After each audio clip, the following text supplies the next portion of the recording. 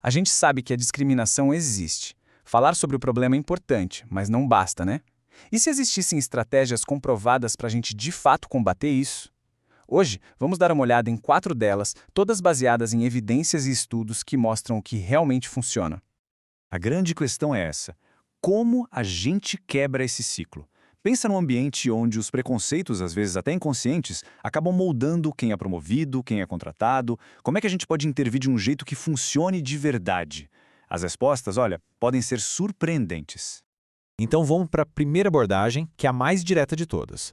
Se o poder de decisão está muito concentrado em um grupo só, uma intervenção eficaz pode ser, mudar a composição de quem está tomando essas decisões. Uma ferramenta bem poderosa para fazer isso são as cotas obrigatórias. A ideia aqui é forçar uma mudança, sabe? Ao exigir, por exemplo, a presença de mulheres num conselho de administração, a dinâmica toda muda. O grupo que era majoritário é obrigado a considerar, a avaliar candidatos que de outro jeito talvez passassem totalmente batido. Isso nos leva a uma pergunta fundamental. Ter mais mulheres num comitê de avaliação automaticamente ajuda outras mulheres a terem sucesso? A intuição da gente diz que sim, né? Mas a realidade, ela pode ser bem diferente. E aqui vem a grande surpresa. Um estudo sobre os exames para o judiciário lá na Espanha descobriu exatamente o oposto do que se esperava.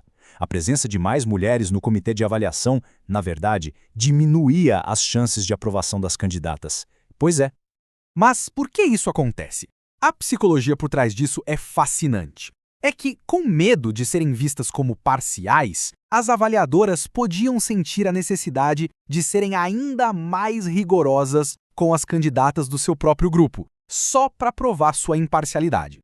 Ok, então se só mudar a composição dos avaliadores pode ter esses efeitos inesperados, talvez a solução não seja apenas quem avalia, mas também quem inspira. E isso nos leva direto para a segunda estratégia, o poder dos modelos de referência.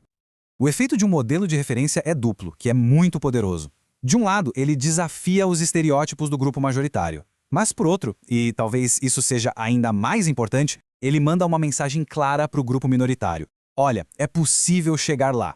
Isso pode aumentar a confiança e, consequentemente, o esforço e os resultados. Essa citação ilustra perfeitamente o ciclo vicioso da discriminação. Uma crença inicial, por exemplo, de que mulheres não são boas líderes, leva a menos oportunidades. Com menos oportunidades, a gente tem menos exemplos de sucesso, o que só reforça aquela crença inicial. É um ciclo que se autoalimenta. Mas e se o modelo de referência quebrar completamente o estereótipo? Um estudo de uma pesquisadora chamada Sherian e seus colegas investigou exatamente isso.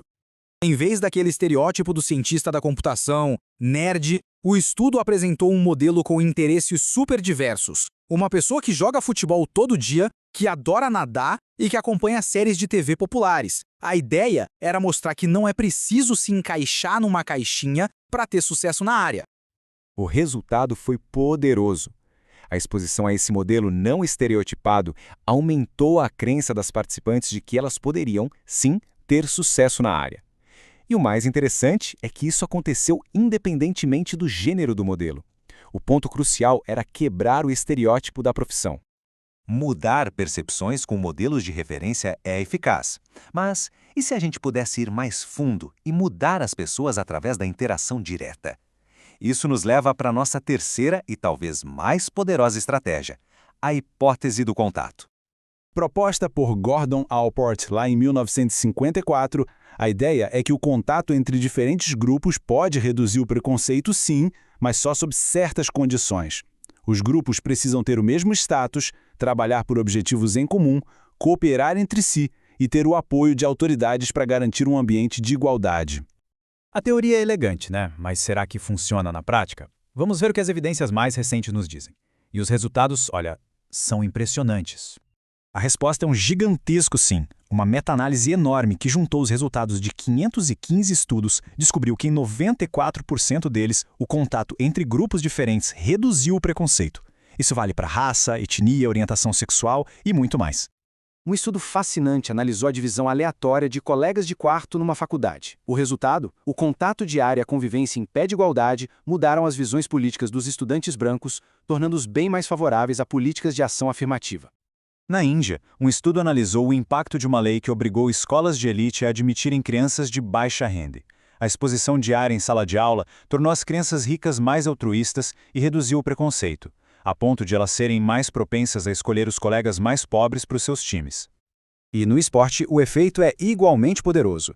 Um experimento mostrou que quando pessoas de diferentes castas jogavam juntas em times de cricket com o objetivo comum de vencer, a discriminação diminuía e a cooperação entre elas aumentava significativamente.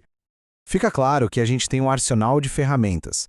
Podemos mudar as regras com cotas, podemos mudar as percepções com modelos de referência e, o mais importante, podemos mudar corações e mentes através do contato. A pergunta final, então, é: onde mais podemos começar a aplicar esses princípios para construir espaços mais justos e inclusivos?